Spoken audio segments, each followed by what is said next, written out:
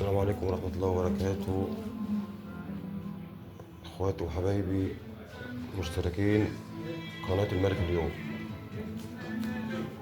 اهلا بكم جميعا. عايز اتكلم بس في نقطة كده، هي دي الشاغل الرئيسي النهاردة في مصر وبالاخص جماهير الزمالك. حسين لبيب ومفاجأته لنادي الزمالك او للجماهير يعني.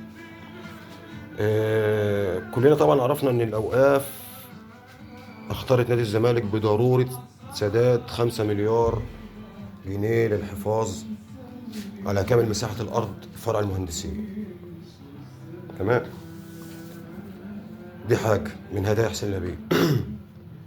تاني حاجة، إيقاف قيد جديد بيتسجل للإيقافات اللي هي مش عايزة تخلص، رقم 17، بسبب مستحقات يانيك فيريرا المدير الفني الفاشل اللي السابق اللي مشي. وتم تأكيد إيقاف القيد لمدة فترتين، يعني حتى لو المجلس دفع وعمل مخالصة للإيقاف، أو الإيقاف هيحصل وهيبقى ساري المفعول، مش مفيش استئناف. لحد دلوقتي مفيش حد طلع بتصريح رسمي غير البيان بتاع نادي الزمالك والبرنامج التلفزيوني مع هنا حتحوت. بيطلعوا بيولولوا، بيتكلموا كله كلام في الفاضي، ما اناش عارف هم بيتكلموا عشان ايه او ليه. كل اللي هم بيقدروا يعملوه ان هو كلام، وسايبين الجماهير الكبيرة ديت تعاني. يا جماعة احنا لسه واخدين الدوري، المفروض نفرح. احنا لسه واخدين الدوري، المفروض نفرح لحد الدوري الجديد ما يبدأ، لحد شهر 9. لا، تيجي الإدارة تغمنا بالإيقاف الجديد والأرض مهندسين والدنيا دي كلها.